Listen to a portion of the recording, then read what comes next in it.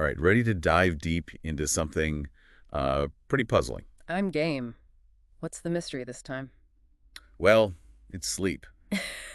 Why we do it, I mean, seems kind of risky from an evolutionary standpoint, right? Risky, how so? Well, spending a third of our lives unconscious, our ancestors probably needed to be alert to survive, hunt, all that. I see what you mean. Yeah, that's a question that's stumped scientists for a long time. Exactly.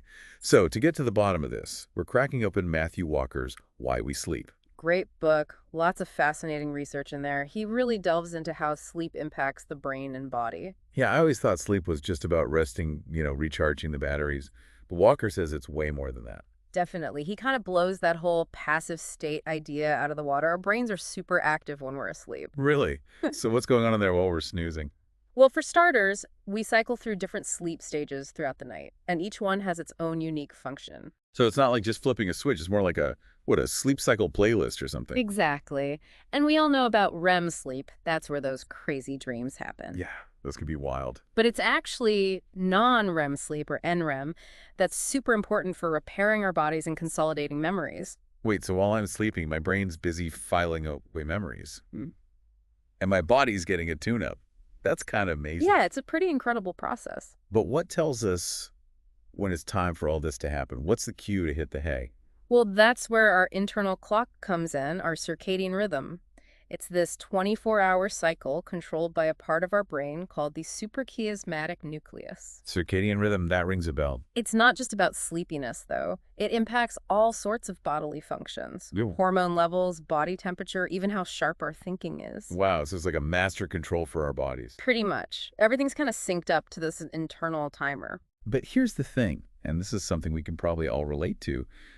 Our modern lives kind of mess with our internal clocks, don't they? Yeah, big time. Artificial light, late night screen time, inconsistent schedules, they all disrupt our natural sleep-wake cycles. Walker even talks about how the light bulb was a major turning point. Suddenly we could stay up way past sunset, right? Right. Which was great for progress, but it also meant messing with a system that evolved over millions of years. And then there's our good friend, caffeine. I know I rely on it to get through the day, Hmm. but what's it actually doing to us biologically? Okay, so picture a sleepiness meter in your brain. Okay, got it. Throughout the day, a chemical called adenosine builds up, making you feel drowsy. Caffeine essentially blocks adenosine, giving you a temporary boost. Ah, so it's like hitting the snooze button on our sleepiness. Exactly. But here's the catch. Caffeine wears off eventually, and then all that pent-up adenosine floods back in. Hence, the caffeine crash. Makes sense. So we've got this internal clock telling us when to sleep, and adenosine buildup making us sleepy. Are these two systems connected? That's the interesting part. They actually work independently. Really? Yeah, your circadian rhythm says, hey, it's bedtime. And adenosine is like, dude, I'm exhausted. And if those messages aren't aligned, that's when things get tricky. Exactly. Think about jet lag, flying across time zones. Your internal clock's on your home time, but your body's experiencing a whole different light-dark cycle. Yeah, jet lag's brutal. It's like your body's in one time zone and your brain's in another. Exactly. And it's not just jet lag. Think about shift work, where people have to be awake when their bodies are screaming for sleep. That must be really tough. It's a recipe for all sorts of problems, and it all ties back to this growing problem of sleep deprivation. Sleep deprivation. It's become almost a badge of honor in our always-on culture, hasn't it? It's a dangerous misconception, for sure. People think willpower is enough, that they can power through on a few hours, but the science says otherwise. Yeah, Walker compares it to a sleep bank account. Can't keep making withdrawals without making deposits, right? Right. Eventually, you go bankrupt. And just like financial debt, sleep debt comes with some serious consequences. Okay, let's hear it. What happens when we consistently shortchange ourselves on sleep? Well, first off, our cognitive function takes a hit. Attention, concentration, memory, decision-making, all of it. It's like trying to drive with the emergency brake on, right? Yeah. You're moving, but not very well. Exactly. And it's not just feeling foggy. Sleep deprivation can be as dangerous as drunk driving. Seriously? Yeah, studies have shown that being awake for 19 hours straight can impair you as much as having a blood alcohol level of 0.08. Wow, so pulling an all-nighter and then driving is like driving under the influence. Unfortunately, yeah. A lot of people underestimate how much it impacts them, even if they don't feel super tired. It's like you don't know what you don't know. You might think you're fine, but your brain's not operating at full capacity. Exactly. And it's not just our brains that suffer. Sleep deprivation messes with our emotions too. Oh, I definitely feel that. I'm way more irritable when I haven't slept enough. It's common. Our emotional centers become super reactive when we're sleep deprived. Small things feel overwhelming, like the volume's been turned way up on our emotions. And Walker says this can have serious consequences, right? Increased risk for anxiety, depression, even substance abuse. There's a connection there, definitely. It's also harder to read other people's emotions when you're sleep deprived, isn't it? Like you misinterpret their facial expressions and stuff. Yeah, research has shown that. So not only are we more reactive, we're also worse at reading social cues. That's a recipe for disaster in any social situation. And speaking of disaster, what about the impact of sleep deprivation on our physical health? Right. It's not just about feeling tired. We're talking increased risk for some pretty serious conditions here. Okay, give me the rundown. Heart disease, diabetes, obesity. All of those, yeah. Sleep deprivation basically puts our bodies into a state of chronic stress. And over time, that takes a toll. Our hormones get out of whack. It affects everything from appetite to our immune system. So like one thing goes wrong, then it triggers a domino effect throughout the body. Exactly. And one of the most concerning links is between sleep deprivation and heart disease. People who consistently get less than 6 hours a night have a much higher risk. Because it raises blood pressure and heart rate, right? Right. Puts a lot of strain on the cardiovascular system. It's like your heart's running a marathon every night, even when you're supposed to be resting. And what about the diabetes connection? Well, sleep deprivation messes with our ability to regulate blood sugar. Specifically, it throws off insulin sensitivity, making it harder for our cells to absorb glucose. So that can lead to type 2 diabetes over time. Right. Okay, and what about obesity? How does that factor in? Sleep deprivation throws off our appetite hormones, so we end up feeling hungrier, craving unhealthy foods. It also slows down our metabolism, making it easier to gain weight. So we're eating more, burning fewer calories, and storing more fat. That's a triple threat. Exactly. And we can't forget about the immune system. I always seem to get sick when I'm sleep deprived. That's because sleep deprivation weakens our defenses, making us more vulnerable to infections. It also impairs our body's ability to fight off cancer cells. Wow, so basically sleep deprivation is a slow-motion attack on our health. We might not feel the effects right away, but they're building up. Exactly. And what's scary is that we often don't even realize how much sleep deprivation is affecting us. We get so used to feeling tired, we just accept it as normal. That's like we're walking around in this sleep-deprived haze, not even aware of how much it's impacting us. And the longer we stay in that haze, the greater the risks become. Okay, so we've talked about how sleep works, the different stages, the dangers of sleep deprivation. But what about people who just can't seem to get a good night's sleep in the first place? Insomnia, I mean. Right, insomnia. It's the most common sleep disorder, and it can be incredibly frustrating. What causes it? Is it always just stress, or are there other factors? Stress is a big one, for sure. But there are other things, too. Anxiety, depression, certain medications, even underlying medical conditions. And of course, all the things we do that sabotage our sleep, like caffeine or scrolling through our phones in bed. Right, those habits don't help. But for some people, insomnia is more than just bad habits. It's a real medical condition that needs professional help. And when people need help, a lot of them turn to sleeping pills. Are those a safe and effective solution for insomnia?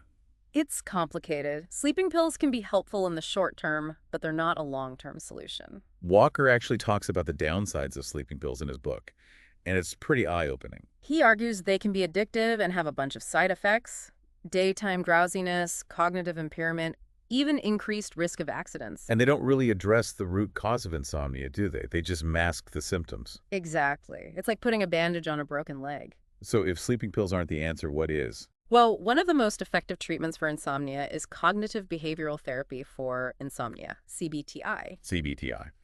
It helps people identify and change the thoughts and behaviors that are contributing to their sleep problems. So it's like retraining your brain to sleep better. Exactly. And unlike sleeping pills, CBTI doesn't have side effects and has long-lasting benefits. Okay, so we've covered a lot here. The stages of sleep, the factors that control our sleep-wake cycles, the dangers of sleep deprivation, and even insomnia. But there's one more fascinating aspect of sleep we haven't touched on yet. Dreams. Ah, dreams. The realm of nighttime adventures and bizarre scenarios. And according to Walker, dreams are way more than just random firings of neurons. They actually play a vital role in our emotional and mental processes. That's right. In fact, we're going to explore this fascinating world of dreams in our next segment. We'll dive into what happens in our brains when we dream, what those dreams might mean, and how we can potentially tap into the power of dreams to enhance our waking lives. Now that we've laid the groundwork with the science of sleep, I'm ready to venture into those uncharted territories. It's a journey that's sure to spark some curiosity and wonder. So stay tuned, listeners. We'll be right back to continue our deep dive into the world of sleep. Back again for more on sleep. Ready to delve into some seriously weird stuff? Definitely. We're talking dreams, You right? got it. Dreams. For centuries, they've been this total mystery. Yeah, are they messages from the gods, glimpses into the future? What's the deal? Well, thanks to neuroscience, we're finally getting a peek into what's going on in our brains when we dream. And what are we finding? Dreams are way more than just random images. They actually play a crucial role in how our brains process emotions, memories, even creativity. Okay, break it down for me. How do dreams help us process emotions?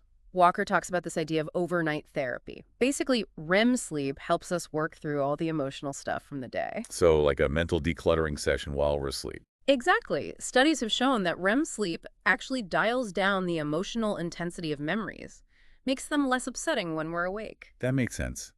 I know when I've had a crazy stressful day, my dreams can be pretty intense, but I usually wake up feeling calmer. It's like our brains are taking those raw emotions and filing them away in a more neutral way. Which could explain why we dream about past events, even bad ones. Like our brains are trying to make sense of it all. Exactly. And this emotional processing function of REM sleep might be why disruptions in REM sleep are often linked to mental health issues like anxiety and depression. So if you're not getting enough REM sleep, your brain's not getting that crucial emotional detox. Right. It's like the emotional processing system isn't working right, which could contribute to those struggles. Makes me think of that scary sleep disorder Walker talks about. Fatal familial insomnia, FFI. Oh, yeah, FFI. It's rare, but terrifying. A genetic disorder that basically prevents people from sleeping. And the consequences are, well, as you can imagine, awful. Yeah, progressive insomnia that leads to all sorts of problems, physically and mentally. Eventually, it leads to dementia and death, usually within a couple of years. A powerful reminder of just how essential sleep is for our survival. No kidding. Okay, let's shift gears back to the positive side of dreaming. We were talking about emotional processing, but you mentioned the dreams also play a role in memory consolidation. Right. Walker explains how sleep, in general, helps strengthen and integrate new memories. So it's not just hitting save on new info, it's about making connections and weaving it into what we already know. Exactly. And REM sleep seems to be particularly crucial for this. It's like our brains are putting the puzzle pieces of the day together while we sleep. And this whole process of memory consolidation during sleep is essential for learning, right? Totally. One reason why students who get enough sleep tend to do better academically. Their brains have had the time to solidify those new concepts. So pulling an all-nighter to cram for an exam is actually counterproductive. Much better to get a good night's sleep before a test than to try and cram. Your brain needs that time to process and consolidate what you've learned. And here's where it gets even more interesting. Walker suggests that dreams can boost creativity. He's got some pretty wild examples of people making breakthroughs or creating amazing art, all inspired by their dreams. Dmitri Mendeleev, the guy who came up with the periodic table, he literally dreamt it up. And Paul McCartney woke up with the melody for Yesterday already in his head. It's like a gift from the dream world. So during REM sleep, our brains are less bound by logic, allowing us to make connections that we wouldn't normally make. Yeah, it's like our creative juices are flowing more freely when we're not limited by the rules of the waking world. That's so cool. So does that mean we can train our brains to be more creative by, like, paying more attention to our dreams? That's still being researched, but it's a fascinating possibility. Walker suggests things like keeping a dream journal, really reflecting on your dreams to tap into those creative insights. Okay, my mind is officially blown. Dreams are way more than just random neural noise. They're a crucial part of how our brains process emotions, memories, and even spark creativity. Absolutely. And as we'll see in our next segment, understanding this power of sleep and dreams can really change how we approach our health, well-being, and even our performance in different areas of life. It's clear we need to start prioritizing sleep. It's vital for us, individually and as a society. All right, welcome back to the show. Back for the final stretch of our sleep journey. That's right. We've explored the science, we've delved into dreams, and now the big question is, what can we do with all this knowledge? It's not enough to just understand it, right? We've got to actually apply it to our lives. Yeah, exactly. And even bigger picture, apply it to society as a whole. After all this, I think it's clear we've been undervaluing sleep for way too long. Totally agree. We live in this culture that glorifies busyness, like sleep is a weakness or something. Yeah, like it's a badge of honor to say, I'll sleep when I'm dead. But as we've seen, that's incredibly short-sighted. Chronic sleep deprivation doesn't just make us feel bad, it can actually shorten our lives. And diminish the quality of the years we do have. Exactly. Sleep's not a luxury, it's a biological need, like eating or drinking water. But we treat it like something we can sacrifice for, work or whatever else. Walker calls sleep Mother Nature's best effort yet at contra death. Wow, that's a powerful way to put it. Really drives home the point that we need to treat sleep as essential to our health. And it goes beyond individual health, too. Right. Sleep deprivation affects everyone. It impacts society as a whole. Education, healthcare, business, everything. Let's start with education. Walker talks about how early school start times are really hurting teenagers. Yeah, teenagers' circadian rhythms are naturally shifted later, so they're biologically programmed to go to bed and wake up later. But early school start times force them into a sleep schedule that just doesn't work for them. Right, it's like we're setting them up to fail. Lack of sleep in teenagers leads to lower grades, trouble focusing, even mental health problems. Anxiety, depression, all of that. Okay, what about healthcare? You'd think sleep would be a top priority in a field where lives are on the line. You would think so, but the reality is long shifts, overnight call schedules, a culture of endurance, it all adds up to a major sleep deprivation problem. It's kind of terrifying. You go to the hospital hoping to get better, but the people treating you might be making mistakes because they're sleep deprived. It's a legitimate concern. Studies show that sleep-deprived doctors and nurses make more errors, have slower reaction times. That can have serious consequences for patients. Definitely. Okay, so we've got education, healthcare. What about the business world? Do companies actually lose out when their employees are sleep deprived? Absolutely. The economic costs are huge. Sleep-deprived employees are less productive, less engaged, more likely to mess up. More likely to burn out, have health problems. Which leads to more missed work, higher healthcare costs for the company. It's like a slow leak in the economy. Right. And beyond the money, there's the issue of safety. Sleep deprivation increases the risk of accidents. Okay, so sleep deprivation is a big problem. But what can we do about it? Where do we even start? Walker offers a lot of solutions, both for individuals and for society. It's a complex problem that needs a complex approach. Okay, let's start with what we can do individually. What are some things we can do to improve our sleep? The biggest thing is making sleep a priority, a non-negotiable part of our day. I know, easier said than done, right? Yeah, it's easy to let sleep slide when you're busy. But we need to shift our mindset. See sleep as an investment in our health. And there are specific things we can do. Create a good sleep environment. Make sure your bedroom is dark, quiet, and cool. No screens before bed. I know I'm guilty of that. We all are. It's hard to resist. And what about eating before bed? Try to avoid big meals or sugary snacks close to bedtime. If you're hungry, go for something light and healthy. So it's not just about quantity, it's about the quality of our sleep, building good habits. Right, and while individual actions are important, we also need to address the bigger picture stuff, the societal factors. You're talking about things like later school start times, better work schedules. Exactly. We need policies that promote good sleep. It's like we need a cultural shift where sleep is seen as a basic human need. Walker even talks about incentivizing sleep, like rewarding people for getting enough. Rewarding people for sleeping. I like that idea. It might sound crazy, but it shows how we need to change our thinking about sleep. Yeah, move beyond just education and create systems that actually support healthy sleep. Couldn't agree more. Well, I think that's a great place to wrap up. We all have a role to play in creating a more sleep-aware world. We can start by making sleep a priority in our own lives and then advocate for changes in our communities and workplaces. A well-rested world is a healthier, happier, and more productive world. That's for sure. So, listeners, as we end our deep dive into why we sleep, let's all make that commitment to get those Z's. Sweet dreams, everyone, and thanks for tuning in to the Deep Dive